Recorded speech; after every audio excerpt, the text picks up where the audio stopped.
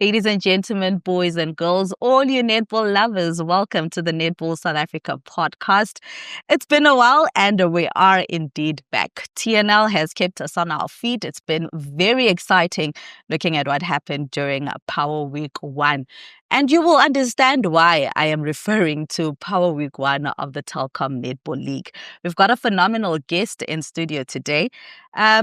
I never have a notebook, but I feel like today I needed to have a notebook just so that, but I think I'm going to miss some parts of her career. But it's 2 pages long, but I'll try and just summarize on the stuff that she has done. Well, a lot of you may know her as a coach, but she is a former player. She played for the national team as well. She got to captain the SPAR Proteas. I'll find out if the time she captained, were they the SPAR Proteas at the time or were they just the Proteas? But she is a coach. She's been a part of the national team, looking at coaching the under-21s, the senior team, as well as Fast 5. She's got a PhD in sports science. She is very analytical, just looking at how she coaches. I think we'll get to find out how she uses all of that, just to get her where she is, because she is quite a colorful or decorated coach, if I may put it that way. And I am talking about Dr. Elsjé Jordaan. Coach, hi, welcome. Karabo. How are you? I'm very well, thank you. Very excited to be here. Thank you for having me. Thank you for making the time. It's really an honor. Oh, no. As a former journalist, well, I don't want to say former, but I'm still a journalist, Yes. and someone that has a passion for women's sports. So you're one of those women in sports that are really passionate about sports. We're going to focus on netball, but I know your passion goes beyond netball, especially development. What is it about development before we go to you and your journey as a player and transitioning into being a coach? I think, my heartbeat is high performance coaching. I absolutely love that. But being a high performance coach and studied to the highest level, understanding talent identification so well, I know what's needed on the development phase of it to develop at the end players so that we can deliver them to the high performance system.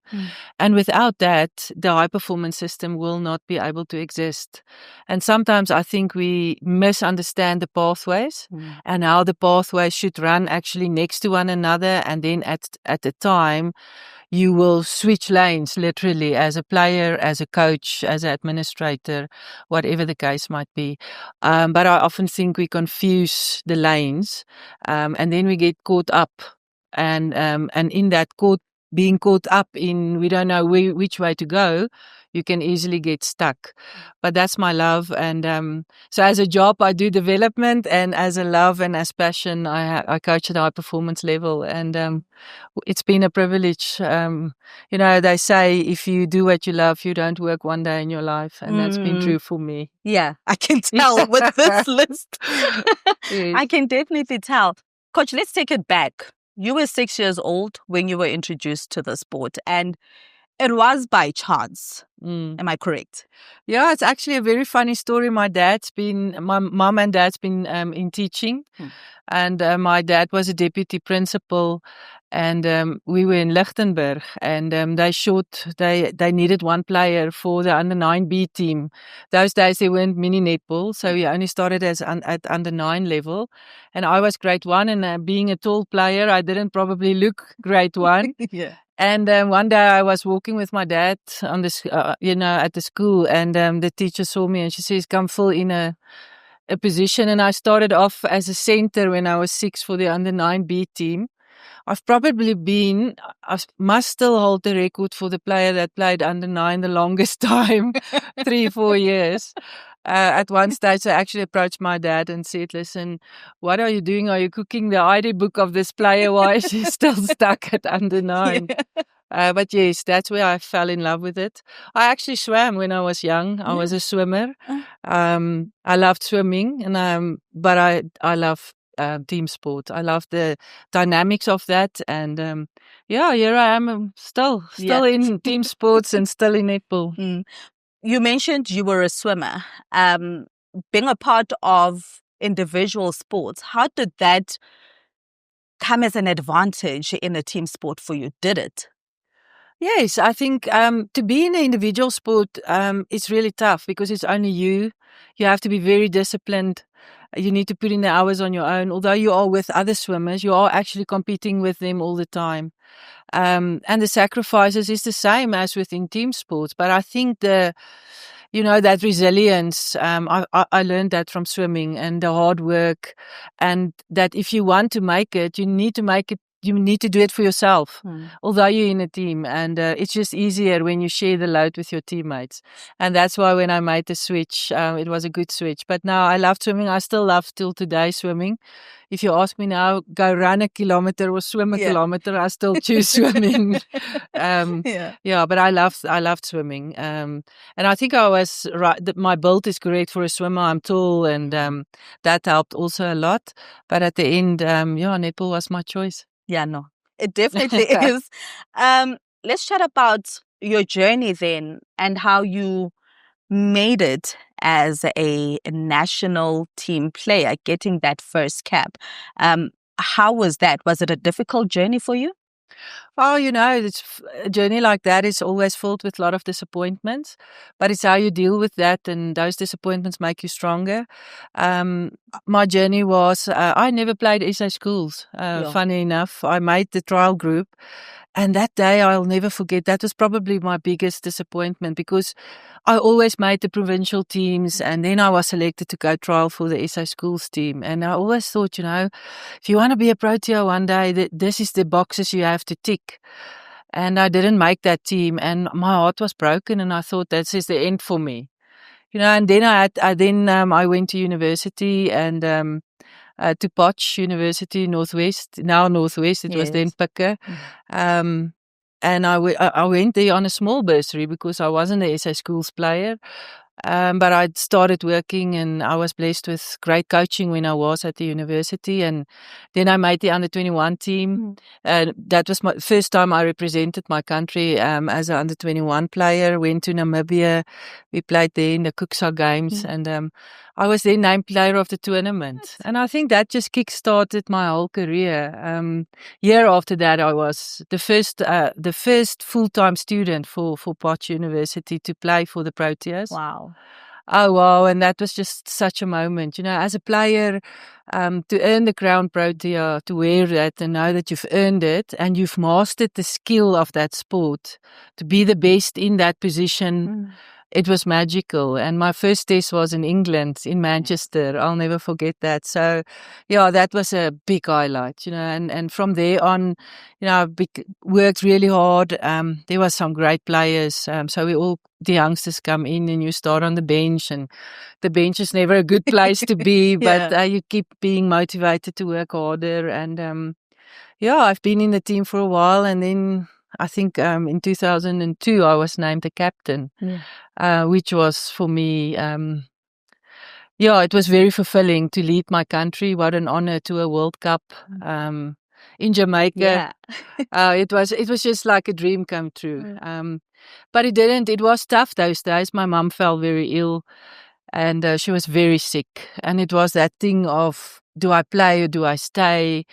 And at the end, I just played because that's what she wanted me to do. And 88 international tests for games for South Africa, and then my mum passed away. And then it's not like you lost your reason to play, but you're growing up and you're starting a career, and being a woman in sport, it's not professional. And you need to grow up sometimes. You can't just carry on studying. I think that's why I have a PhD, because the longer I studied, the better I could play.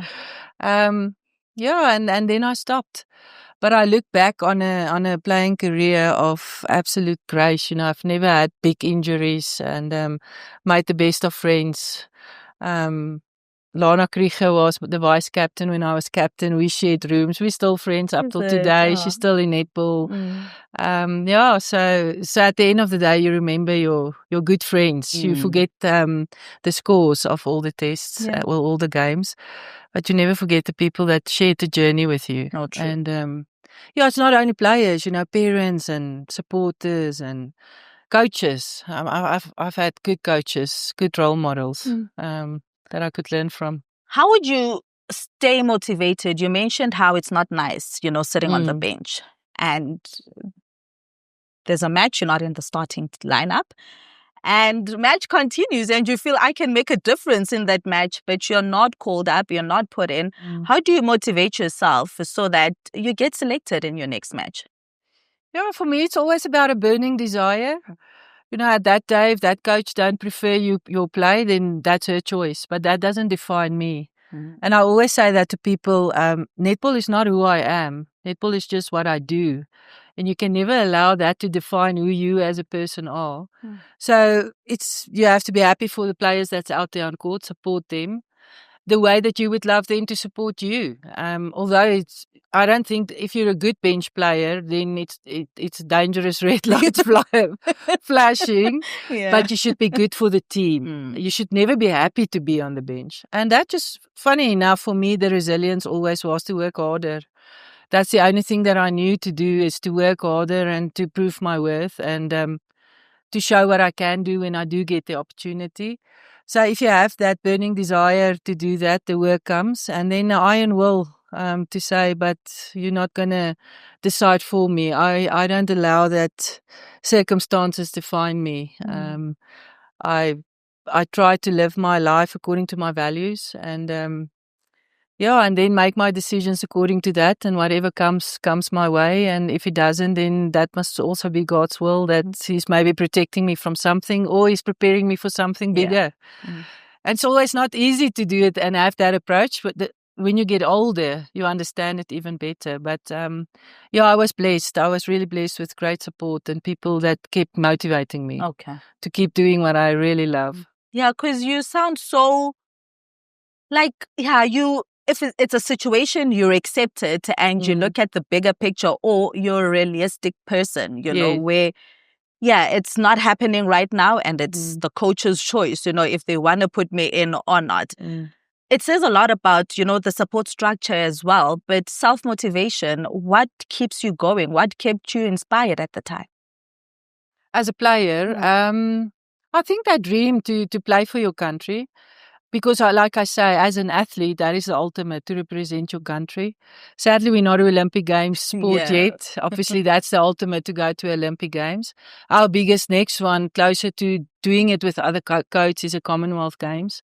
And then obviously a World Cup, which is the ultimate in your sport. That's the highest. And as a player, you want to go measure yourself against the best in the world. So at the beginning of your career, it's always about making the team. And then as you're becoming a more senior player in the setup, it becomes a journey of, but how do I measure against the rest of the world?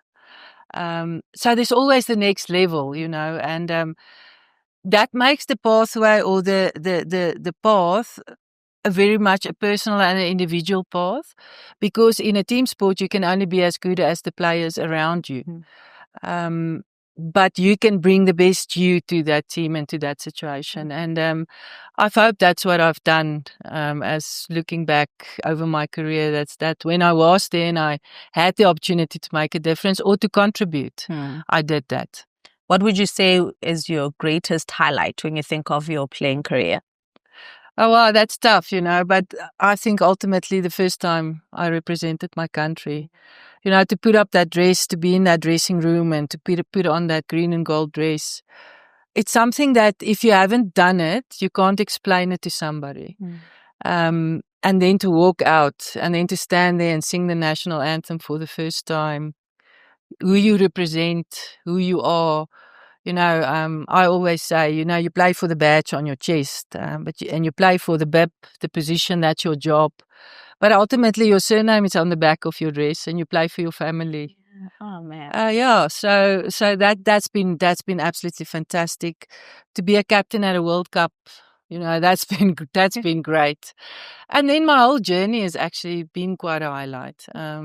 But if I have to single out two moments, it's probably those two. Yeah. And which player did you just not like playing against?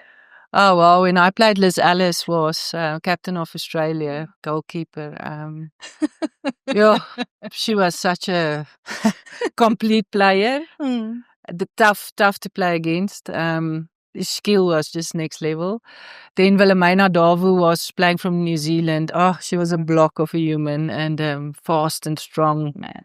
So different challenges, but if I have to single out one, it's probably Alice. And it's a good one. It's out of respect as well. So that's out of opposition point. And then as a player that I admired playing the same position than me is probably Vicky Wilson. Yeah, at that time, I think she was the complete shooter.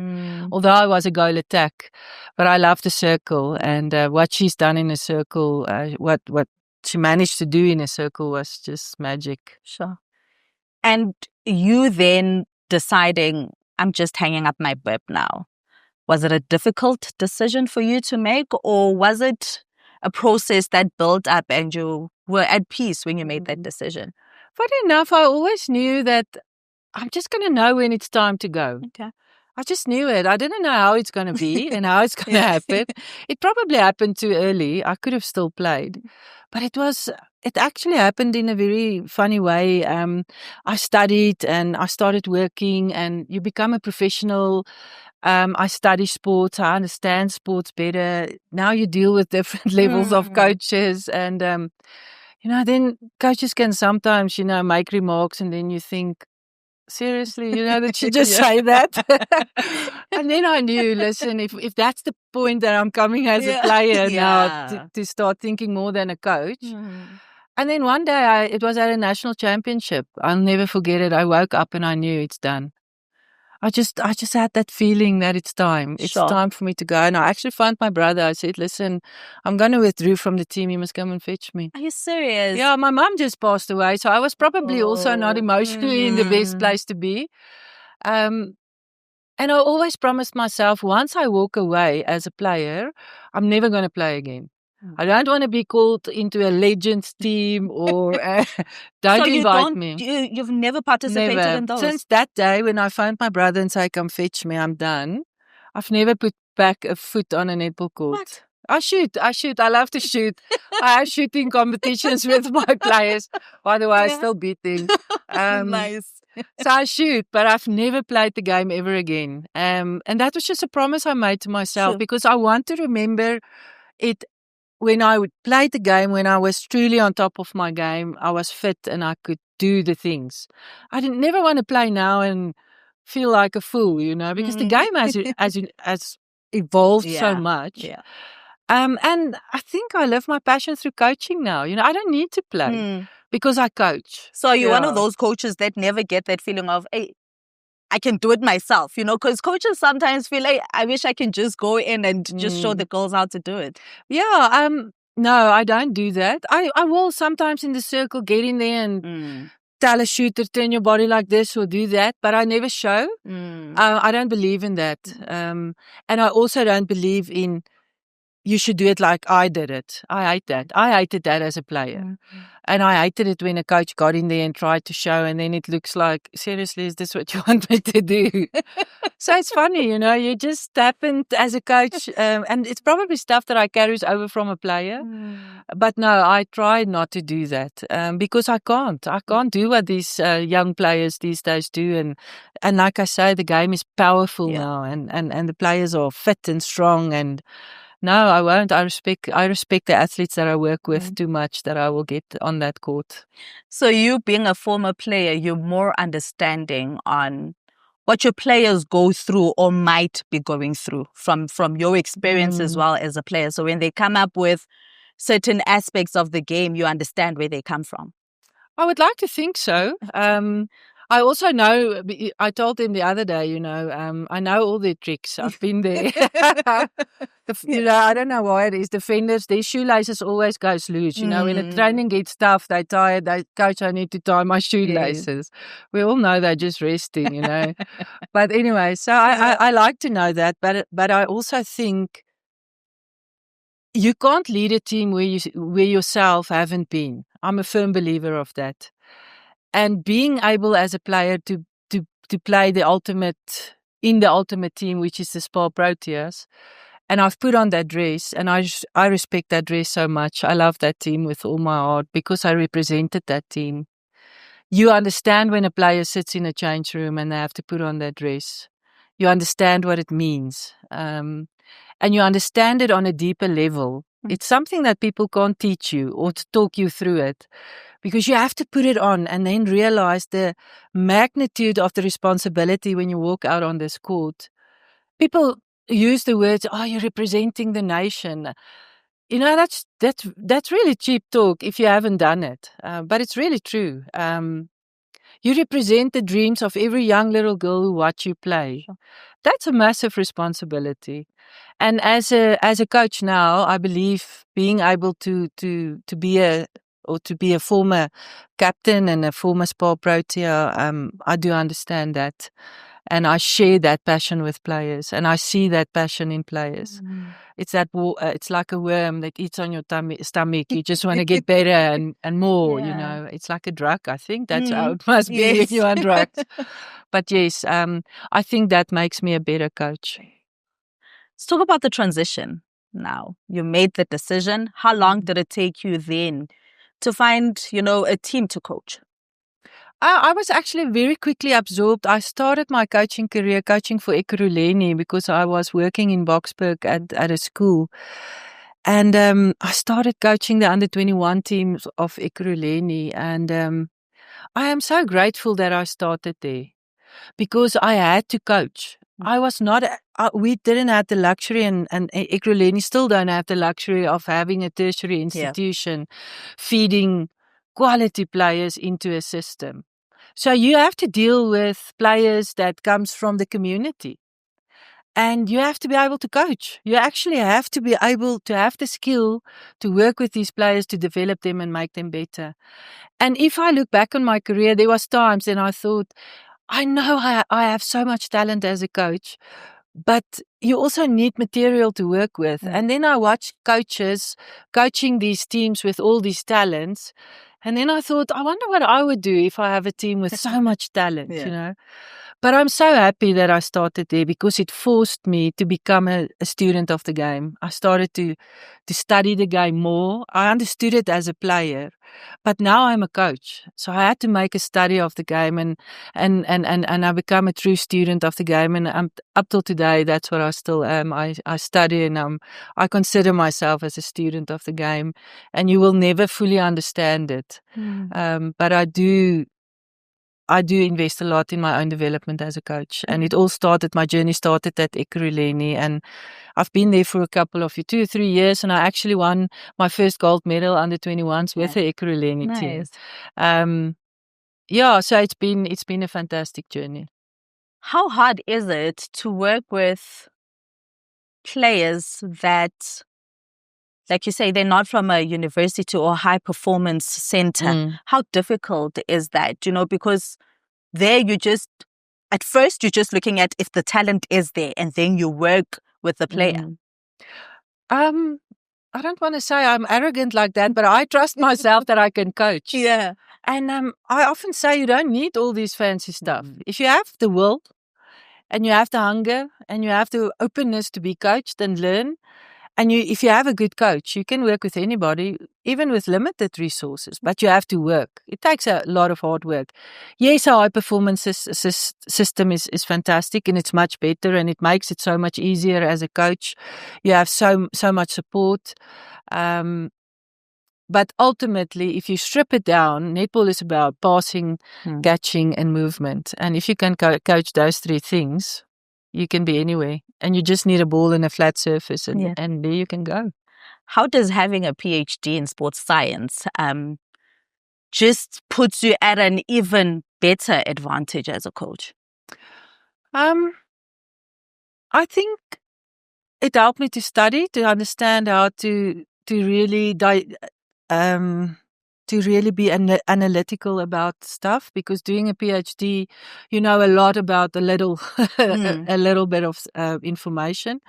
So you need to be able to dissect and to understand what is important and what is not. But I also, as a coach, and up till today, I coach like that. I am not an opinion-based coach. I don't follow the flavor of the month. So this is now Coach X, and she's now the big coach and the name, and she says, do it like this. I just don't follow that. I like to find reasons why we are doing certain things, because just for me, in my brain, it needs to make sense. Because if I need to be able to coach another person and educate them and teach them to understand, to become smarter in what they do, I need to understand it. And it can't be just these sweeping statements. That's probably the one thing that I hate of coaching. There's sweeping statements, and it becomes a bit of a fashion thing. Whilst it should be more based on numbers and measurable things. Because if you want to make something better, you need to be able to measure it. And if you can see it, you can measure it, you can make it better. And Fast 5, it's a different format as well. As a coach, what mindset now do you go into that team with? Look, it's very exciting. I think you must be very strategic, and because you need to make the strategic calls at the right time. But funny enough, I don't love coaching fast. Really? No, I don't. I'm more of a traditionalist. I love the formal game. I think it's like being in cricket, having T20s and having the 5-day. But I loved my stint with the Fast 5 team. I've learned a lot. I've learned timing as a coach, because timing on changes is so important. And Fast 5 taught me that, to make the changes at the right times, to think out of the box, because you have lesser players. I loved the fact that there's so much space, because you only have 5 players on the same size court. But it's very vibrant and very exciting, and I think for a spectator, it's just a fantastic game to watch. Let's take it back to the Netball Grand Series. What was your involvement there? I love doing business. I actually think I'm like a project manager. And I think it comes in with having good vision. And I dream a lot. In my business, I'll phone my business partner and I'll share an idea. And I say, we're going to get millionaires from this. This is the best idea that there is out there. And she's very analytical, and then she'll just listen. And then I can just hear the excitement is not the same.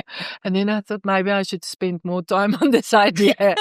So sometimes, it just breaks my heart, because I really thought that's a good idea. But anyways, I love doing business, and I wanted to make a difference in netball. I wanted to change the landscape for players, for coaches, for umpires, for everybody. And I came up with the idea of the Netball Grand Series, and it was the front runner of what the TNL is now. It was built on a franchise system, different than what it is currently. But I would hope to think it was tough to do it. There was a lot of heartache in that, doing it. I learned a great amount of lessons out of a business perspective. But I hope that it opened up the doors for other competitions to start for netball. But it's been tough. It's been a tough thing to do, but I loved it. Out of a business perspective, doing business side of netball. It was huge, no? It was. We played right across the country. We visited cities. Very much how the TNL started. It was. It was a good thing. I think it was. I still have documents that I wrote, all the dreams that I wrote down, policies that I've designed. I spent so much hours on building that thing. And the beautiful thing is I've met fantastic business people, and that shaped my business mind in such a way that it enabled me then to start up Sportissimo, which is now this year 22 years old. What? And we've been doing some fantastic work in Sportissimo. And if it wasn't for that and me meeting great business people, I don't know where we would have been today. Let's talk about Sportissimo. What is it about? Because I know there it's about development and it's not netball only. Yes. It started off as it's a sports consultancy, based on coaching. But I'm a firm believer that any athlete is first their heart and their minds, and then their bodies. The body follow wherever the heart and the mind takes you. So I then joined hands with, which in today's terminology is referred to leadership guru. And me and Minette started Sportissimo 22 years ago, where I do the physical coaching side and she comes and do the mind and the heart work. She also then obviously the leadership side of the development. And yeah, that's what we do. We started as netball. We coach a lot schools, focusing on schools. And then the recipe worked so well, and people started to say, but why are you only doing this for netball? And we expanded to hockey. Yeah. We bring in specialist hockey coaches. We build it on the same recipe. Both myself and Minette works with coaches there. The hockey coaches come in to provide a specialist in hockey coaching. We've done athletics now. We've done rugby. We are expanding every day where we do this.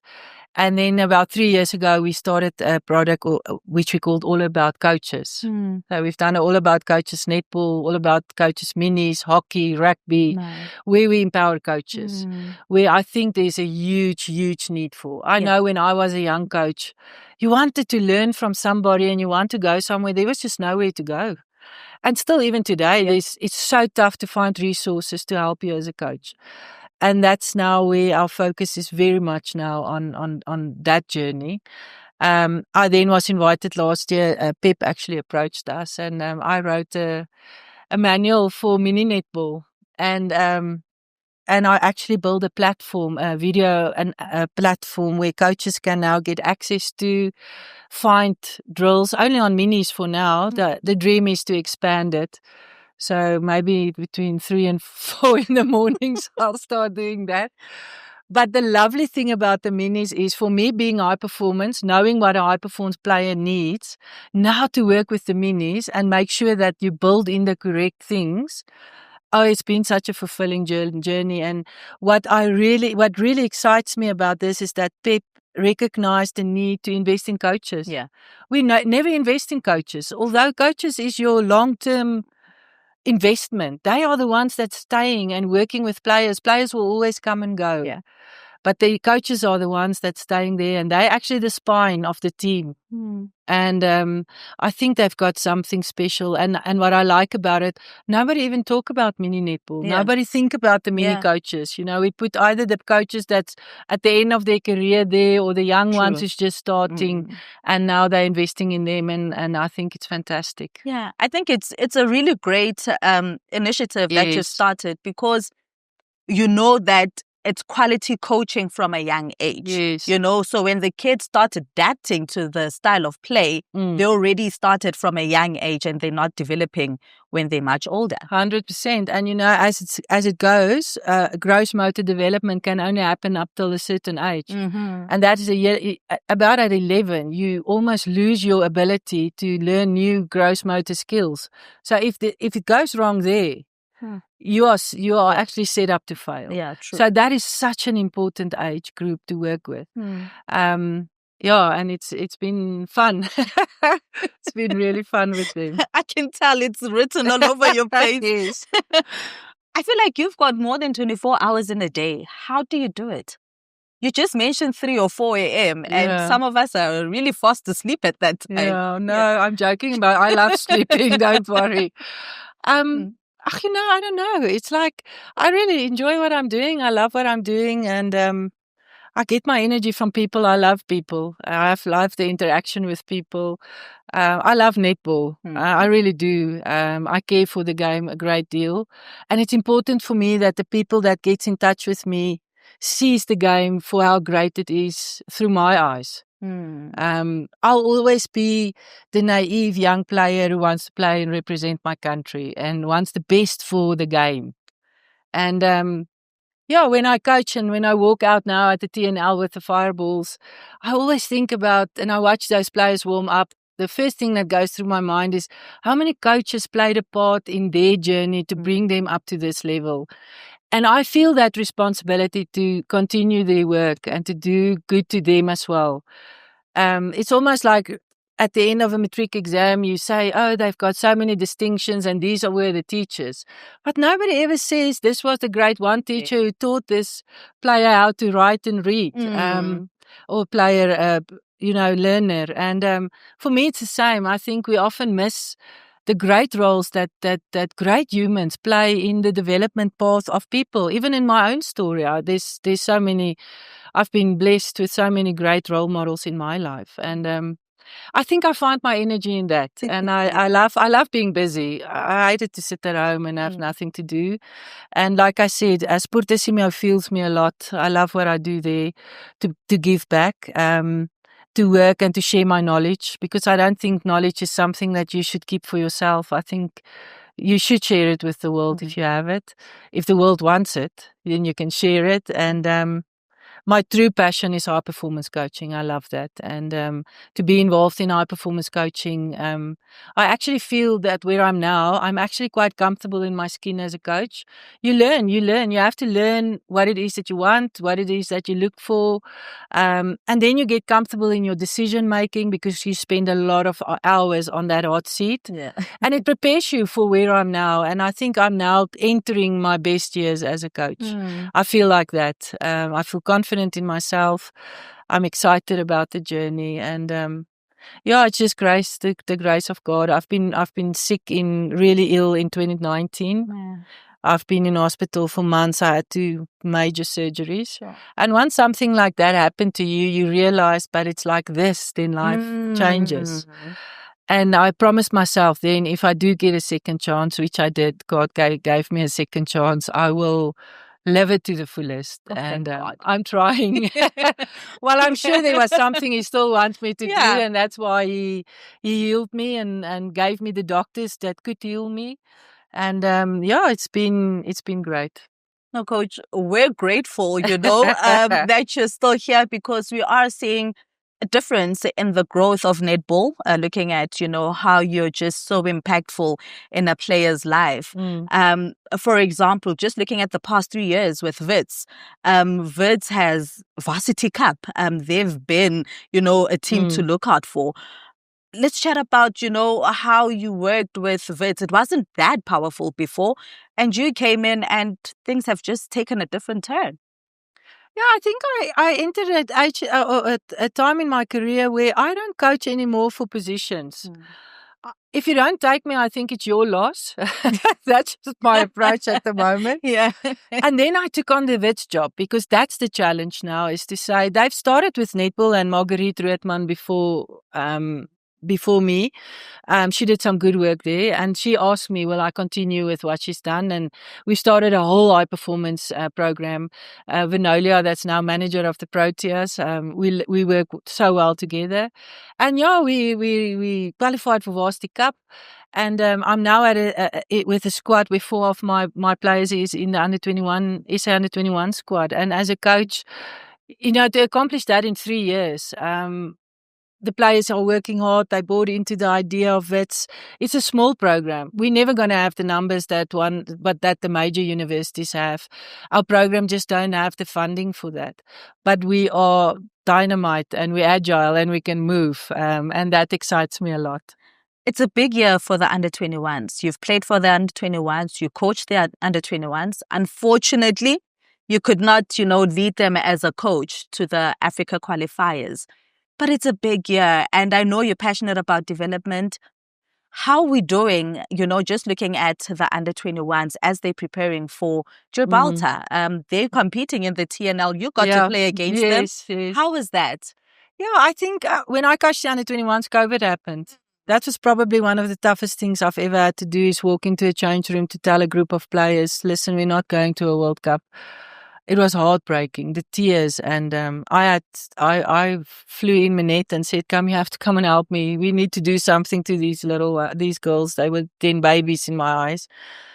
The fulfilling side is when I watch them now, 9 of them is in the Protea group. 9 of that 12 players is now Proteas. And as a coach, it just says the talent identification that we've done. I'm so proud of that, although we never went to that World Cup. But now looking at them, I think it's great for them to get the exposure in the TNL. It's important for them. I would, however, like to see that they try to win games. Yes. Because I thought a few times they were in a position to win, and then they didn't close the game. And that's what people don't understand. Players need to learn how to close games. They need to learn how to close, finish, and win. And I get that the motivation and the focus is now different because they must make decisions. Yes. But I would like to see in the second leg that the coaches now must have been able to see what they wanted to see, and now the focus should start going to teach them how to close games because they can. They've been there. They've played some really good netball. So yeah, I'm very excited to see where they go. It's a lovely age group to work with. They are hungry to learn and they are open to learn. They don't have bad habits yet. You know, where I coach, there's a lot of bad habits that needs to be fixed. So it's a fulfilling age group to work with. Let's chat the Fireballs. Last year you got to the finals and just lost it at the end there. This year, Power Week 1, have not lost a match. You're standing right there on top. How was Power Week 1 for you and the team? Oh, I love the week. It was a focused week. It was a week of netball, just focusing on netball. It was hard. We played 8 games in 7 days. We had some tired bodies. That our last game against the Flames.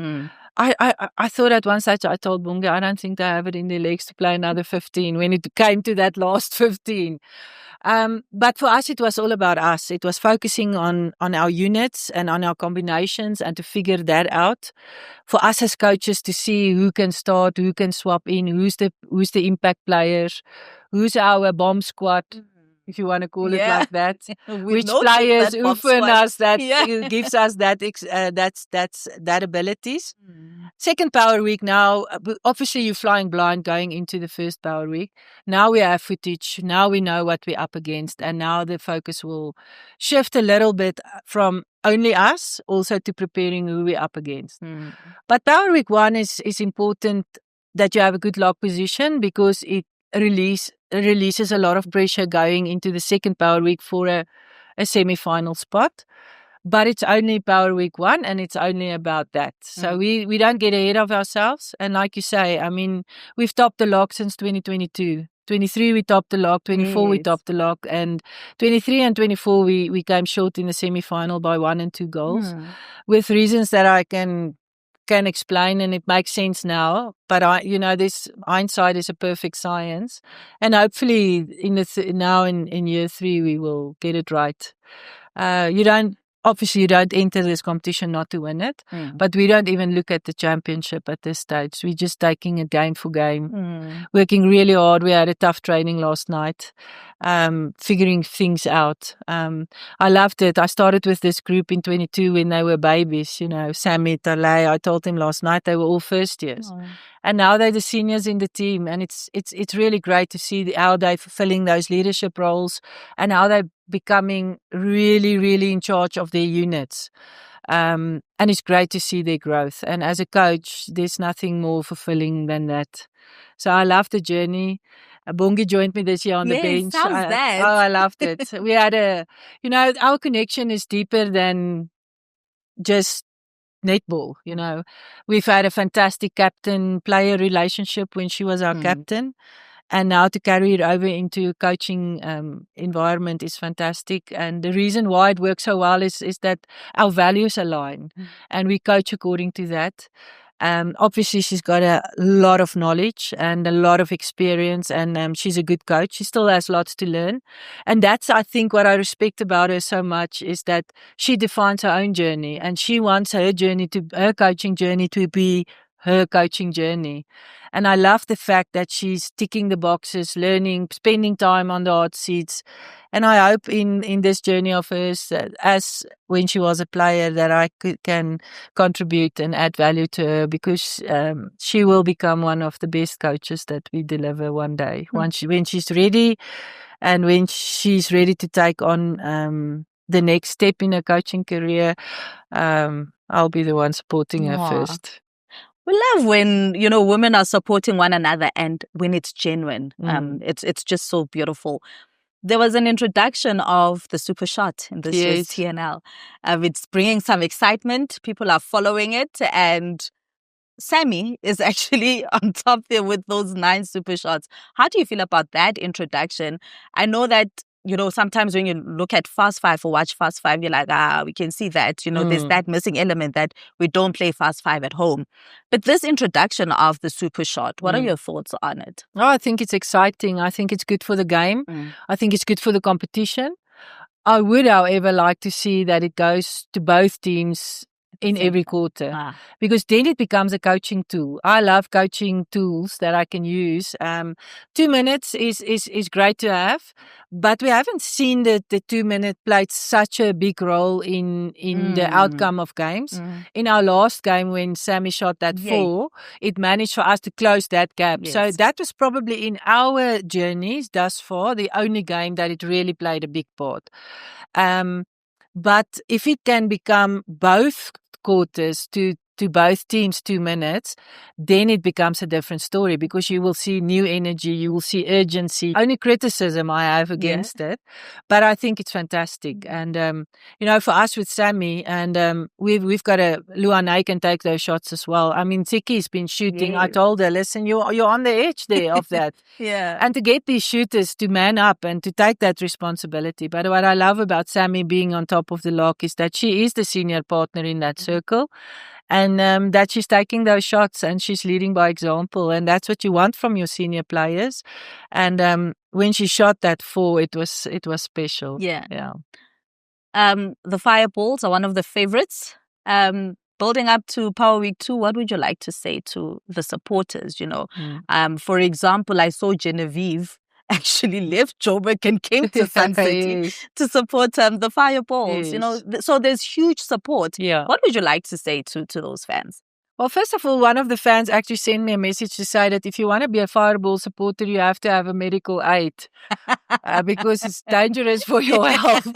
So first I want to apologize that they're putting their health through risk. And then secondly, I want to thank them. Our Fireball supporters is not that vocal on social media, and I love that. But they're very vocal on how they support us when they see us, and we've got a great following. And thank you for doing that. Please keep following us and keep the trust. And we hope that we will play the netball that you enjoy watching. We are working hard for that, and we hope that we will make you proud with every game. What more would you still like to achieve? Look, I was appointed as the Protea coach, but I've never got the opportunity to coach the team. And that will probably be ultimate to still be able to be involved on an international setup, to see where my skills go. But it is what it is, At the moment, maybe I've got actually contact from 2 other countries looking at some of the stuff that I've been doing. I don't know. I just love coaching. I don't have these massive goals and dreams that I want to achieve anymore. What I want to do is to coach high performance as long as I can, contribute as long as I can, and I hope I can positively influence players so that they don't become only better players, but that they will be great human beings. That I can walk away one day and say that I've added value to a lot of people's lives. And now Monique, that's been our captain last year, she's becoming a mum in one of these days. And when they phone me and they share news like that, and they still call me coach, that is the ultimate for me. So, to win a title, and we've done 3 national championships in a row, SPAR championships in a row now. It's great. It's fantastic. We won a TNL, which was a massive highlight. But we spoke about that feeling lasts for 15 seconds. And then it's like, okay, box ticked, what now? But what's truly mattering is the seconds before that 15 starts and the second 16 after that 15 seconds. What is your influence then? And how long will it last? And I hope that God will grace me the opportunity to keep doing that, because that's what I love. Yeah. Oh, we hope so too, because you've really been, a fantastic coach. We see the work you've put in and we appreciate it. I think from my side as well is thank you for also just investing in the development of coaches and not just the players. And I just wish you an even more colorful journey because I see the passion is still in your eyes. But thank you, most importantly, for making the time and just opening up so that we get to know more about who Dr. Elsjé Jordaan is. Thank you so much, Coach. Thank you, Karabo. It's been a real honor. And lastly, let me thank Netball South Africa for allowing me to live my dream through their platforms. If they don't do that for players, for coaches, for umpires, we won't be able to influence. So thank you for Netball South Africa. Thank you for the work that you do, and thank you for allowing people also to learn the person behind the face. Because sometimes you look at a face, but you don't know the story. Yeah. It's been lovely. Thank you. Because we always have that competition face on, you know? So it's nice to see the relaxed side. Yes. Thank you, Coach. Thank you so much. Yep, and that is how we come to the end of this edition of the Netball South Africa podcast. Until we do it again next time, have yourself a fantastic day.